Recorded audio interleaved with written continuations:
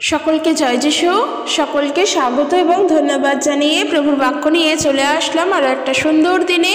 প্রত্যেকটা দিনের মতন প্রভুর দয়ায় আরও একটা সুন্দর দিন আমরা দেখতে পেয়েছি। ঈশ্বরকে সেই কারণের জন্য ধন্যবাদ দিই যে তিনি আরও একটা রাতের পর আরও একটা সুন্দর দিন তিনি দিয়েছেন। প্রত্যেকটা দিনের মতন আজকের এই দিনটিও আমাদের জন্য খুবই স্পেশাল, খুবই গুরুত্বপূর্ণ একটি দিন। কারণ এই দিন আমরা কার থেকে পেয়েছি? এই দিন আমরা প্রভুর থেকে পেয়েছি। তাই ঈশ্বরকে অনেক ধন্যবাদ দিই যে প্রত্যেকটা দিন তিনি আমাদের জন্য মঙ্গলময় করে সৃষ্টি করেছেন। কোনো দিন আমাদের জন্য খারাপ নয়। আমাদের রোজকার জীবনেরই রোজকার দিনেই আমাদের নানা কাজের ব্যস্ততা থাকে, নানা কাজের শিডিউল থাকে, কিন্তু যখন সমস্ত কাজ আমাদের সম্পন্ন হয় না, বা ধরো আজকের তোমার একটা চিন্তা আছে, তুমি প্ল্যান করে রেখেছো তুমি এই মতন করে সমস্ত কাজগুলো কমপ্লিট করবে, কিন্তু দেখা যায় কি সকল কাজেই তোমার ব্যর্থতা আসলো, তুমি পারলে না, কাজগুলো বিশেষ কোনো কারণের জন্য সম্পূর্ণ হলো না। কিন্তু তারপর কি হয়, আমাদের মনে একটা জিনিসই আসে, আজকের দিনটাই খারাপ, আজকের দিনটাই বাজে, আমার জন্য কোনো কাজই করতে পারলাম না। ঠিক এই কথাটাই আমরা মানুষরা বলে থাকি, সবাই বলি আমরা, আমরা স্বীকার করি চাই না করি। কিন্তু যখন ঘুম থেকে উঠে তুমি ঈশ্বরের ধন্যবাদ দিয়ে আজকের দিন শুরু করো, তখন তোমার এটা মাথায় রাখা উচিত যে আজকের এই দিনটি প্রভুর জন্য তুমি দেখতে পেয়েছো। হয়তো এই দিনটা তোমার চোখে নাও আসতো, হয়তো আজ তোমার কিছু হয়েও যেতে পারতো, হয়তো আজ আমি এই সময় বসে তোমাদের কাছে ঈশ্বরের বাক্য নাও বলতে পারতাম, কিন্তু ঈশ্বরের দয়ায় এই দিন পেয়েছি, সেই জন্য ঈশ্বরকে ধন্যবাদ দিয়ে এই দিনও আমি শুরু করেছি। তাই আমি বিশ্বাস করি আমার জন্য সকল দিন মঙ্গলময়, কারণ প্রভু ঈশ্বর তিনি সোম থেকে রবিবার পর্যন্ত সৃষ্টি করেছেন। সেই জন্য তার সৃষ্ট কোনো জিনিসই খারাপ নয়, তার সৃষ্ট কোনো জিনিসই বাজে নয়, তার সৃষ্ট কোনো জিনিসই মন্দ নয়। যদি তাই হতো তাহলে আজ আমরা বলতে পারতাম না যে মানুষ ঈশ্বরের সৃষ্টির সর্বশ্রেষ্ঠ জীব। সেই কারণের জন্য ঈশ্বরের সৃষ্টি করা কোনো জিনিস খারাপ নয়, কোনো জিনিস মন্দ নয়।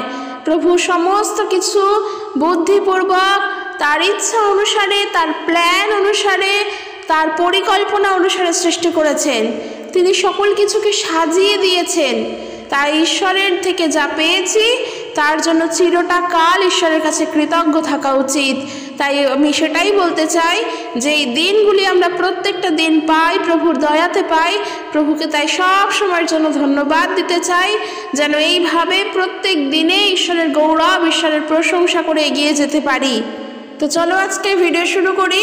কিন্তু তার আগে আমি একটি বিষয় বলতে চাই। গতকালের যে ভিডিওটি আমি শেয়ার করেছিলাম যে প্রার্থনা করতে বসলে আমাদের হাই ওঠে, আমাদের ঘুম পায়, বিভিন্ন চিন্তা আমাদের মাথায় চলে আসে, বাইবেল পড়ার সময় আমাদের বিভিন্ন চিন্তা চলে আসে। তো এই বিষয় নিয়ে যদিও আমি কাল বলেই দিয়েছিলাম, কিন্তু তারপরেও আজ আমি বলতে চাই একটু বিষয়টা নিয়ে, যে যখন আমরা বাইবেল পড়ি, প্রার্থনা করি, তখন তো আমরা প্রভুর সাথে সময় কাটাই, তখন আমরা ঈশ্বরের সাথে সময় কাটাই। তো যখন ঈশ্বরের সঙ্গে সময় কাটাচ্ছি, ওই সময়টা আমরা আর অন্য কাউকে দেব না। শুধু সেটা পার্সোনালি সম্পর্ক প্রভুর সাথে হয় যখন, তখনই সেটা সম্ভব হয়। যখন তুমি তোমার বন্ধু বান্ধবদের সঙ্গে গল্প করতে বসো, যখন তুমি তোমার বন্ধুদের সঙ্গে মজা করো, ঠাট্টা করো, সেখানে কি সবসময় তুমি ঈশ্বরের বিষয়ে বলো? বা তখন কি তুমি ঈশ্বরের বিষয়ে চিন্তা করো? একদমই না। হ্যাঁ, আমি বলছি না যে তা করো না, অবশ্যই ঈশ্বরের বিষয় তাদের কাছে জানাও, কিন্তু যখন অন্যান্য বিষয় নিয়ে গল্প হয়, তখন আমরা কি সত্যি সেই সময় ঈশ্বরকে নিয়ে আলোচনা করি বন্ধুদের মাঝে? করি না তো। তাহলে যেই সময় তুমি বাইবেল পড়ছো, যেই সময় তুমি প্রার্থনা করছো, কেন তুমি সেই সময় অন্য চিন্তা করছো? কেন তুমি সেই সময় অন্য ভাবনা ভাবছো? কেন তোমার মন তখন প্রভুতে তুমি স্থির রাখছো না? তো এই জায়গাটা আমাদেরকে দেখতে হবে যে আমাদের দুর্বলতা যদি এই জায়গাটা হয়, তাহলে অবশ্যই এই জায়গাটার জন্য প্রার্থনা করতে হবে, প্রথম বিষয়। আর দ্বিতীয় বিষয় যেই কারণটা দাঁড়ায় যে দিয়াবল চায় না যেন আমরা প্রভুর পথে এগিয়ে যাই, আর সেই কারণের জন্য সে কিন্তু বাধা দান করে যে আমরা বাক্য পড়ি, আমরা প্রার্থনা করি। তাই এই জায়গার জন্য প্রার্থনা করতে হবে যে প্রভু, আমি যখন তোমার সঙ্গে সময় কাটাই, আমি যখন বাক্য পড়ি, আমি যখন বাইবেল পড়ি, আমি যখন প্রার্থনা করি, তখন আমি সম্পূর্ণ নিজের মন, নিজের ধ্যান তোমার উপর রাখতে চাই। তুমি আমাকে সাহায্য করো, ওই সময় যেন কোনো রকম দিয়াবলের কার্য আমার মধ্যে না করতে পারে। আমাদের দুর্বল জায়গাগুলোর জন্য সব সময় প্রার্থনা করতে হবে, কারণ আমাদেরকে আত্মিকভাবে সবল হয়ে উঠতে হবে, আত্মিকভাবে গড়ে উঠতে হবে, মাংসের দিক থেকে নয়। আর আমি সেই বিষয়েই আজকের বলতে চাই যে আমাদের মাথায় রাখা উচিত যে আমরা প্রভু যীশু খ্রিস্টতে চলছি, আমরা খ্রিস্টের বাক্য অনুসারে চলছি, আমরা খ্রিস্টতে চলছি, তার মানে আমরা আত্মাতে চলছি। আর আমি আজকে সেই বিষয় নিয়ে বলতে চাই, যখন দিয়াবলের কার্যশক্তি আমাদের মধ্যে আসে, যখন দিয়াবল আমাদের মধ্যে কাজ করতে আসে, সেই সময় আমরা কি করব। দেখো, আমি বলছি যখন আমরা খ্রিস্টতে চলি তখন আমরা আত্মায় চলি। কেন? কারণ আমরা প্রার্থনা করি প্রভু যীশু খ্রিস্টের কাছে পবিত্র আত্মার সাহায্যে। তখন আমরা প্রার্থনা করি এইভাবে যে প্রভু তুমি আমার জীবনে কাজ করো। পবিত্র আত্মার কাছে তখন প্রার্থনা করে বলি যে আমার জীবনকে তুমি পরিচালনা করো, আমার জীবনে তুমি আমাকে সাহায্য করো, তোমার কাজের জন্য আমাকে এগিয়ে নিয়ে চলো, আমাকে আত্মায় বৃদ্ধিপ্রাপ্ত করো, আমাকে বিশ্বাসে বৃদ্ধিপ্রাপ্ত করো, তুমি আমাকে সব সময় সাহায্য করো যেন আমি তোমার মধ্য দিয়ে চলতে পারি। প্রার্থনা করি তো আমরা এইভাবে। তো যখন আমরা এইভাবে প্রার্থনা করি প্রভু আমাদের প্রার্থনা শোনেন। কিন্তু একটা সমস্যা হয়ে দাঁড়ায় কি, আমরা এইভাবে প্রার্থনা করার পরেও, এইরকমভাবে জীবনযাপন করার পরেও আমরা দিয়াবলের কার্যে পড়ে যাই। সেই সময়গুলো আমরা কি করব।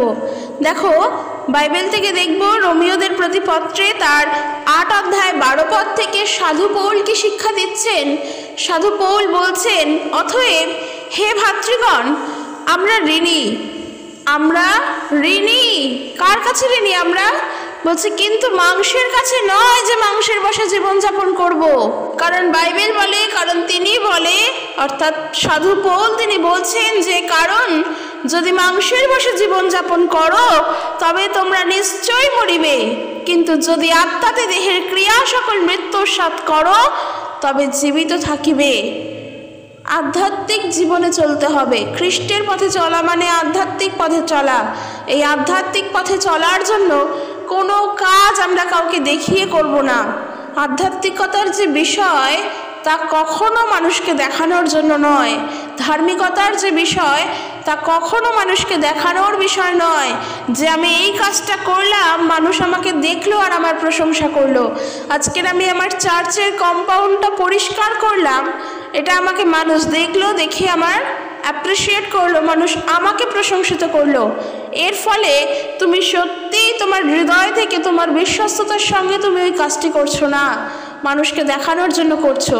কিন্তু তুমি যদি চার্চের কম্পাউন্ডটা পরিষ্কার করো এই ভেবে যে এটা আমার চার্চ, এখানে প্রভুর আরাধনা হয়, এটা আমার জায়গা, এই জায়গা আমি আমার মতন করে পরিষ্কার করব, কেউ যেন না দেখে, যেন ভাবে যে এই জায়গা পরিষ্কারটা কে করলো, এই একটা প্রশ্নবোধক চিহ্ন যেন মানুষের মধ্যে থাকে। কিন্তু কাজটা আমি গোপনে করলাম, এতে ঈশ্বর খুশি হন। এতে মানুষ খুশি হওয়ার থেকেও বড় বিষয়, এতে ঈশ্বর খুশি হন। প্রভু এটা চান। এটা একটা উদাহরণস্বরূপ বললাম। এই বিষয় আরও একটা ভালো উদাহরণ হয় যখন আমরা উপবাস প্রার্থনা করি।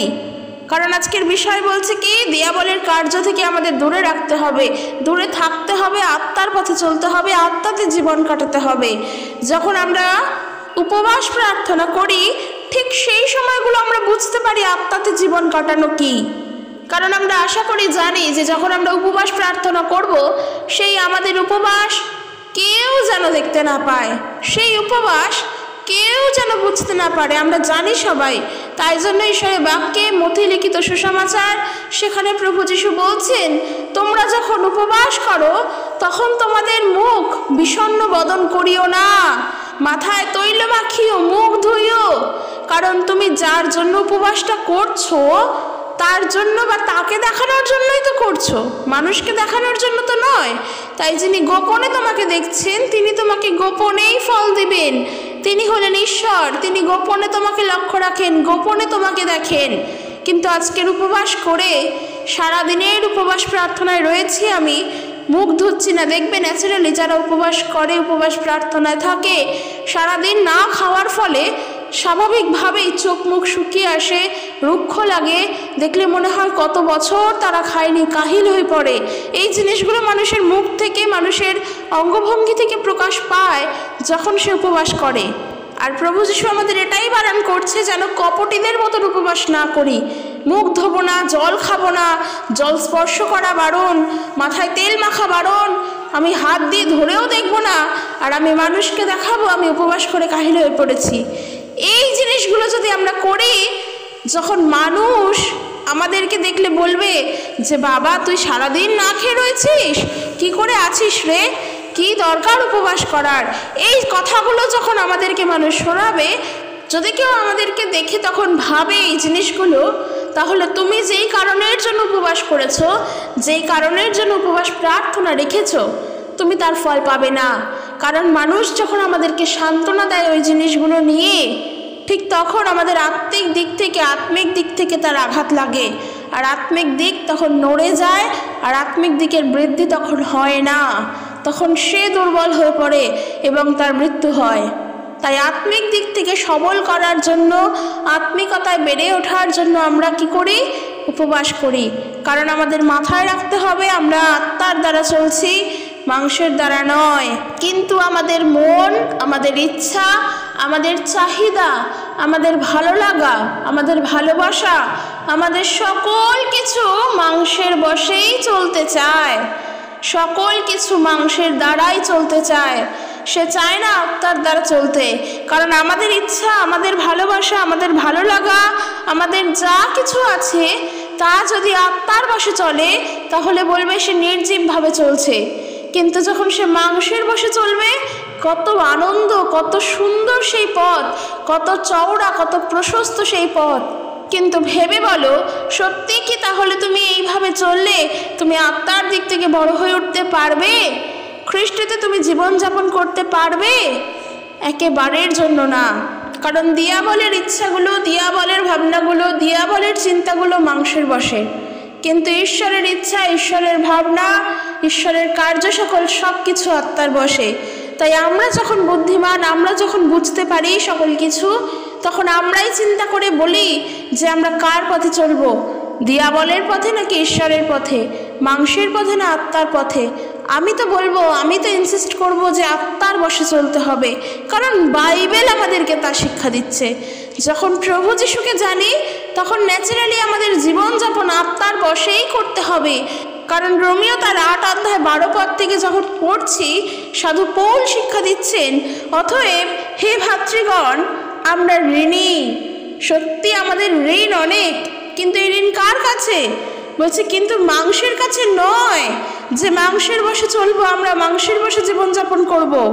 13 পদে বলছে, কারণ যদি মাংসের বশে জীবনযাপন করো তবে তোমরা নিশ্চয়ই মরিবে, কিন্তু যদি আত্মাতে দেহের ক্রিয়া সকল মৃত্যুসাৎ করো তবে তোমরা জীবিত থাকিবে।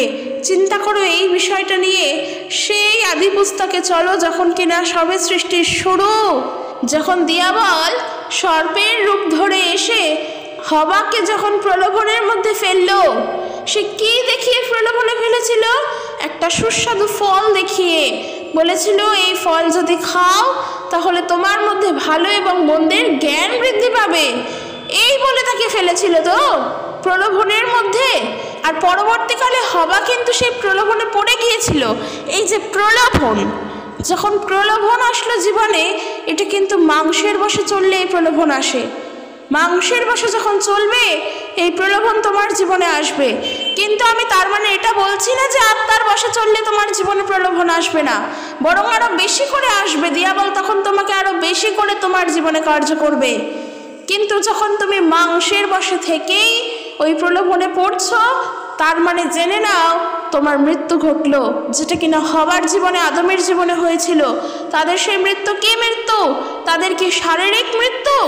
যেটা সবাই বলে থাকে, বিশেষ করে যখন আমি শুনতে পাই যারা বাইবেল নিয়ে বলে, যারা বাইবেলের একটা বাক্য নিয়ে কন্ট্রোভার্সি শুরু করে দেয়, তর্ক বিতর্ক, যুক্তি, প্রমাণ, এমন অনেক কিছু প্রমাণ করতে চায় বাইবেল দেখিয়ে। তাদের প্রমাণ করার উদ্দেশ্য একটাই, বাইবেল মিথ্যা, এর থেকে আর বেশি কিছু নয়। তারা এমনটা বলে যে আদম হাওয়া সেই ফল খেয়েছিল, বাইবেলে বলা আছে যে তোমরা খেলেই মরবে। আদম হাওয়া কি মরে গেছিল? কতটুকু মুক্তি করে তারা বাইবেলকে মিথ্যা প্রমাণিত করতে চায়, কিন্তু তারা এটা বোঝে না, তারা এটা জানে না এই মৃত্যু মানে দৈহিক মৃত্যুর কথা বলা নেই। এই মৃত্যু মানে আত্মার মৃত্যুর কথা বলা হয়েছে, যা আদম হবার হয়েছিল। আর এই হয়েছিল বলেই তারা তো ঈশ্বরের থেকে বিচ্ছিন্ন হয়ে গেছিল, প্রভুর থেকে অনেক দূরে তারা চলে গেছিল। চিন্তা করে দেখো, যখন তোমার দেহে প্রাণ আছে তখনই কিন্তু তুমি জীবিত। যখন তোমার এই প্রাণ চলে যায়, নিঃশ্বাস প্রশ্বাস বন্ধ হয়ে যায়, তখন তাকে আমরা মৃত বলে ঘোষণা করি।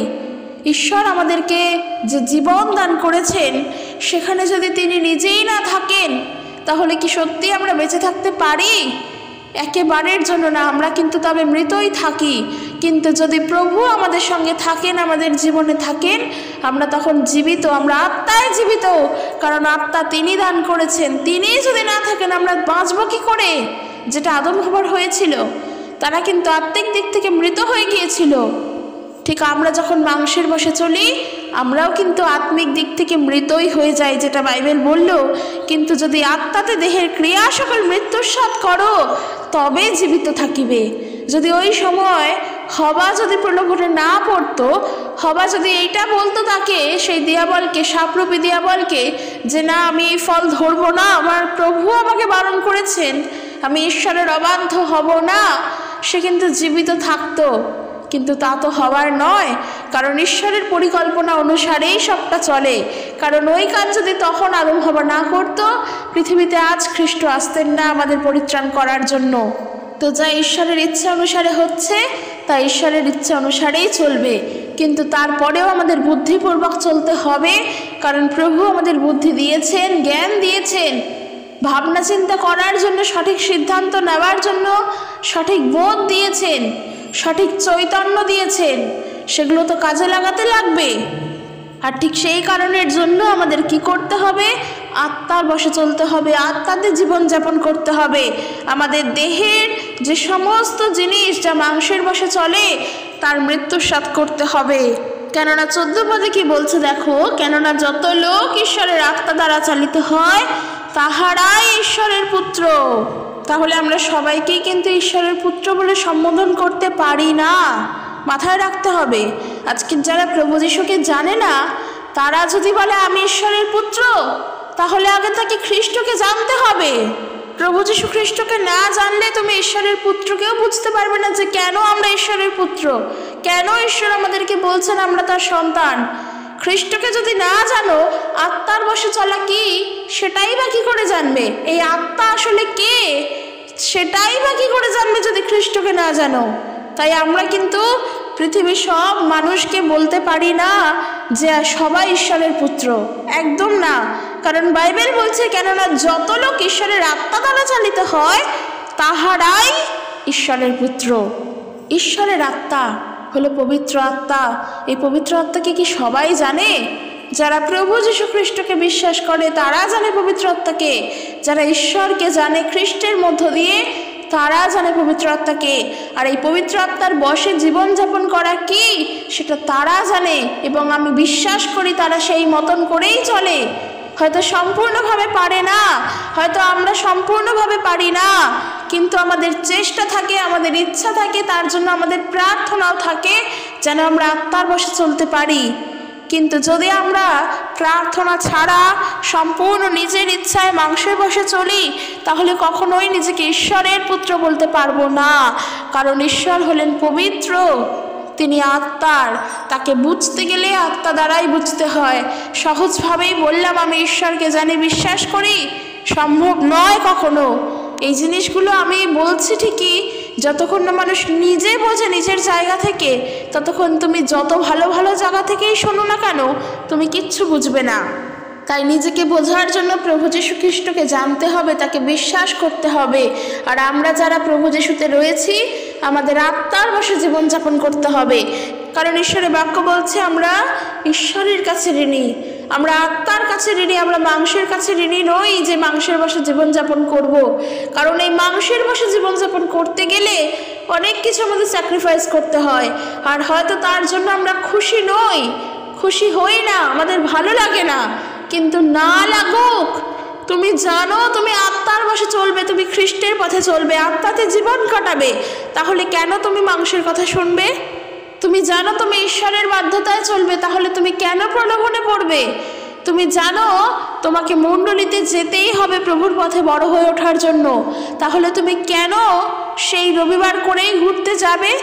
তুমি জানো তোমার ঈশ্বর তোমাকে চান তুমি যেন তার কাছে উপবাস সহকারে প্রার্থনা করো, তুমি জানো তোমার এটা দরকার, তাহলে কেন তুমি নিজেকে সেই মতন রাখছো যাতে মানুষ তোমাকে দেখে বলে তুমি উপবাস করেছো? কারণ যখন মানুষ আমাদেরকে দেখে বলে, যখন মানুষ আমাদের দুর্বল জায়গাগুলো বুঝে যায়, তখন জানো তো সব থেকে বেশি খুশি হয় দিয়াবল। আমি মানুষের বিষয়ে বলছি না, আমি দিয়াবলের বিষয়ে বলছি, কারণ সে কাজ করে সেই সময়, ওই মানুষগুলোর মধ্য দিয়েও হয়তো সেই কাজ করে। মানুষগুলোর তো কোনো দোষ নেই। মানুষগুলোর দোষ কেন হবে? কিছু কিছু ক্ষেত্রে তো কারোরই দোষ থাকে না, বিশেষ করে নিজেদের দোষ থাকে, যখন আমরা নিজেরা নিজেদেরকে ওইভাবে প্রকাশ করি, যখন বাইবেল পড়ার পরেও জানি নিজেকে সেই মতন করে রাখতে লাগবে, কিন্তু আমরা রাখি না, সেটাই তো আমরা ভুল করি। তাই একটা কথাই বলতে চাই, যেন আমাদের মাথায় রাখা উচিত, বা আমরা যেন মাথায় রাখি যে আমরা নিজেরা সাবধানতায় চলবো। তো আর আমি যেটা বলছিলাম দিয়াবলের কার্যের কথা, একই ব্যাপার, যে যখন আমরা বুঝবো যে আমার জীবনে এই কাজটার মধ্য দিয়ে দিয়াবল বেশি প্রকট হচ্ছে, কিংবা আমার এই কাজের জন্য দিয়াবল বেশি আনন্দিত হয়, আমরা বুঝি, যখন জানতে পারি দিয়াবল কি চাইছে, কি করতে চায় আমাদের সঙ্গে, তখন আমাদের মাথায় রাখা উচিত যে আমি প্রার্থনা করব যেন দিয়াবল আমার জীবন থেকে দূর হয়। আমি প্রার্থনা করব যেন আমি পরীক্ষার মধ্যে পড়ে না যাই। আমি প্রার্থনা করব যেন দিয়াবলের এই শক্তিগুলোর থেকে আমি সরে আসতে পারি। আর এটাই বলবো, যদি সেইভাবে বেড়ে ওঠার জন্য প্রার্থনা করতেই হয়, তাহলে উপবাস সহকারে প্রার্থনা করো। কারণ ঈশ্বরের বাক্যতেই প্রভু যিশুই বলছেন যে কিছু কিছু আত্মা আছে যা উপবাস প্রার্থনা ছাড়া তাড়ানো সম্ভব নয়। তাই উপবাস সহকারে প্রার্থনা করো, কারণ উপবাস সহকারে যখন প্রার্থনা করি, তখন আমরা আত্মায় সবল হই, মাংসে দুর্বল হই। কারণ দিয়াবল তো চাইবে, যখন উপবাস করব সে তো চাইবে বেশি করে করে যেন আমরা খাবার কথা বলি, যেন আমাদের খিদে পাক, খাদ্যের নাম শুনলেই যেন আমাদের খিদে পেয়ে যায়। সে তো আমাদেরকে জোর করবে যেন আমরা খেতে চাই। কিন্তু না, আমরা দৃঢ় প্রভুর পথে, আমরা জানি ওই সময়ের জন্য আমাদের আত্মিক খাদ্যর দরকার, জগতের খাদ্য নয়। ভাত মাছ মাংস আমাদের দরকার নেই, কিন্তু আত্মার খাদ্য প্রভু যিশুর থেকে পাওয়া সেই মান্না দরকার। যখন এইভাবে বড় হয়ে উঠবে, এই দৃঢ়তায় চলবে, জানবে আত্মিকভাবে তুমি সবল হচ্ছ, মানসিকভাবে দুর্বল হচ্ছ। আর আমাদের প্রার্থনা সব সময় এটাই থাকবে যেন আত্মায় জীবনযাপন করি, আত্মায় স্ট্রং হই, মাংসে দুর্বল হই। কারণ যখন মাংসে দুর্বল তখন তুমি আত্মায় সবল হবে, কিন্তু যখন আত্মায় দুর্বল তখন তুমি মাংসে সবল হবে। আর মাংসে যদি সবল থাকো, মাংসের বশে যদি সবল থাকো, তাহলে আত্মিক দিকের মৃত্যু ঘটে। আর আমরা ভালো করে জানি আত্মার বশে স্থির থাকার জন্য, আত্মাতে জীবনযাপন করার জন্য কিভাবে চলতে হয়। মাংসের বশে চলা কি আর আত্মার বশে চলা কি আমরা ভালো করে জানি। আমরা দেখব গালাতীয়দের প্রতি পত্র তার 5 অধ্যায় 16 পদ থেকে, সেখানে কি বলছে দেখো। সাধু পৌল তিনি গালাতীয় মণ্ডলীর উদ্দেশ্যে লিখছেন, বলছেন, কিন্তু আমি বলি তোমরা আত্মার বশে চলো, তাহা হইলে মাংসের অভিলাষ পূর্ণ করিবে না। কেননা মাংস আত্মার বিরুদ্ধে এবং আত্মা মাংসের বিরুদ্ধে অভিলাষ করে, কারণ এই দুইয়ের একটি অন্যটির বিপরীত। তাই তোমরা যাহা ইচ্ছা করো তাহা সাধন করো না, কিন্তু যদি আত্মা দ্বারা চালিত হও তবে তোমরা ব্যবস্থার অধীন নও। আবার মাংসের কার্য সকল প্রকাশ আছে, সেগুলো কি? সেগুলো হলো বেশ্যাগমন, অসুচিতা, শৈরিতা, প্রতিমা পূজা, কুহক, নানা প্রকার শত্রুতা, বিবাদ, ঈর্ষা, রাগ, প্রতিযোগিতা, বিচ্ছিন্নতা, দলভেদ, মাৎসর্য, মত্ততা, রঙ্গরস ও তৎসদৃশ অন্য দোষ। আমরা যদি এইগুলোর বশে চলি, মানে মাংসের বশে চলছো, ইচ্ছা অনুসারে চলছো, নিজের মতন করে চলছো, কিন্তু এগুলো কিচ্ছু ঈশ্বর চান না। এগুলো ঈশ্বর কিচ্ছু চান না। তিনি চান আমরা যেন আত্মার বশে চলি। আর আত্মার ফল কি? প্রেম, আনন্দ, শান্তি, দীর্ঘ সহিষ্ণুতা, মাধুর্য, মঙ্গল ভাব, বিশ্বস্ততা, মৃদুতা, ইন্দ্রিয় দমন, এই প্রকার গুণের বিরুদ্ধে কোনো ব্যবস্থা নাই। আর সব থেকে বড় বিষয়, যাহারা যীশু খ্রিস্টের, তাহারা মাংসকে তাহার মতি ও অভিলাষ শুদ্ধ ক্রুশে দিয়াছে। আমরা যদি আত্মার বশে জীবন ধারণ করি, তবে আইসো আমরা আত্মার বশে চলি, অনর্থক দর্প না করি, পরস্পরকে জ্বালাতন না করি, পরস্পরের মধ্যে হিংসা না করি। যখনই এই জিনিসগুলো করব, আমরা দিয়াবলকে সুযোগ দিচ্ছি। দিয়াবল তখন আমাদের জীবনে কাজ করছে, তখন আমরা নিজেরা দিয়াবলকে সুযোগ করে দিচ্ছি। কিন্তু আত্মার বশে চলো, প্রেমে চলো। এই প্রেম কি জাগতিক প্রেম? না। যখন জাগতিক প্রেমে চলছো মানে দিয়াবলকে সুযোগ দিচ্ছ। ওই যে আমি বলেছিলাম, গোপনে প্রেম, লুকিয়ে প্রেম, অভিসার যাত্রার প্রেম, এগুলো জাগতিক প্রেম, ঐশ্বরিক প্রেম নয়। এগুলো ঐশ্বরিক প্রেম কখনো এগুলো নয়। ঐশ্বরিক প্রেম বুঝতে গেলে আগে ঈশ্বরকে জানো, খ্রিস্টকে জানো। কারণ ঈশ্বর এত মহান, যার নিজের একমাত্র ছেলেকে তিনি দান করলেন, একমাত্র পুত্রকে তিনি দান করলেন পৃথিবীর জন্য। শুধু তাই নয়, সেই পুত্রই আবার ক্রুশে পর্যন্ত গেলেন। একবার চিন্তা করো ঈশ্বরের এই প্রেম। তিনি এই জগৎকে কতই না প্রেম করেছেন, যার জন্য নিজের একজাত পুত্রকে তিনি দান করেছেন। তা তিনি কাদের জন্য করেছেন? মানব জাতির জন্য করেছেন, যেন যে কেউ তাকে বিশ্বাস করে সে বিনষ্ট না হয়, কিন্তু অনন্ত জীবন পায়। ঈশ্বরের এই প্রেমে চলো, ঈশ্বরের এই ভালোবাসাতে চলো, ঈশ্বরের এই শান্তিতে, এই আনন্দেতে চলো। মানুষকে প্রেম করা এবং ঈশ্বরের প্রেম দিয়ে মানুষকে প্রেম করা, এই দুটো কিন্তু আলাদা। জগতের প্রেম, ঈশ্বরের প্রেম এক নয়। জগতের প্রেম আলাদা। এই জগতের প্রেম মানুষকে দুঃখ দেয়, এই জগতের প্রেম মানুষকে কষ্ট দেয়, মানুষকে খারাপ করে তোলে। এই জগতের প্রেম মানুষকে খারাপ পথেও পর্যন্ত নিয়ে যায়। এই জগতের প্রেম মানুষকে মন্দ চিন্তা আনায়, মানুষকে অপরাধী করে তোলে। কিন্তু যখন তুমি ঐশ্বরিক প্রেমে চলবে, তুমি আনন্দকে বুঝবে, তুমি শান্তিকে বুঝবে। এই শান্তি মানে আমার ক্ষণিকের শান্তি নয়, এই শান্তি মানে আমার 2 মিনিটের শান্তি নয়, কি 2 বছরের শান্তিও নয়। এই শান্তি আমার 200 বছরের শান্তিও নয়, 20 বছরের শান্তিও নয়। এই শান্তি আমার অনন্ত জীবনের শান্তি। এই শান্তি আমি এইখানে থেকে বুঝবো না। মানুষ বলবে যদি জীবন না থাকে তাহলে অনন্ত জীবন কি বুঝবো? অর্থাৎ আমরা যদি এখন মরেই যাই, তাহলে আর আমার পরিত্রাণ পেয়ে কি লাভ, আর ওই জীবনের কথা ভেবেই কি লাভ? মানুষ এটা বলে। কিন্তু আমি আবারও বলতে চাই, ঈশ্বর আমাদেরকে ওই জীবনটাই দান করেছেন। সেই জন্য তুমি তোমার ইহ জীবনে থেকে প্রভু যিশুকে বিশ্বাস করো। প্রভু ঈশ্বর তোমাকে ওই অনন্ত জীবনটাই দান করেছেন, তাই তাকে বিশ্বাস করলে তুমি ওই জীবনটা পাবে, শান্তি তুমি ওখানে পাবে। এই জীবনে যদি শান্তিতে বাঁচতে চাও, এই জীবনে প্রভু যিশুকে বিশ্বাস করো। শান্তি নিজের থেকে তখন তোমার কাছে আসবে। তখন তোমাকে দিয়াবল যতই জ্বালাতন করুক, তুমি জানো তুমি আত্মাতে চলছো, তোমার জীবনে শান্তি আছে। তার কারণ কি? প্রভু যিশু যখন তার শিষ্যদের থেকে চলে যাচ্ছিলেন, তখন তার শিষ্যরা চিন্তায় পড়ে গিয়েছিল যে প্রভু তো তাদেরকে একা ফেলে চলে যাচ্ছে। প্রভু যিশু তখন কি বলছেন? যোহন লিখিত সুসমাচার তার 14 অধ্যায় 18 পদে প্রভু যিশু বলছেন, আমি তোমাদিগকে অনাথ রাখিয়া যাইব না, আমি তোমাদের নিকটে আসিতেছি। আর আমরা যদি যোহন তার 14 অধ্যায় 27 পদ পড়ি, সেখানে প্রভু যিশু বলছেন, শান্তি আমি তোমাদের কাছে রাখিয়া যাইতেছি, আমারই শান্তি তোমাদিগকে দান করিতেছি। জগৎ যেরূপ দান করে আমি সেরূপ দান করি না, তোমাদের হৃদয় উদ্বিগ্ন না হোক, ভীতও না হোক।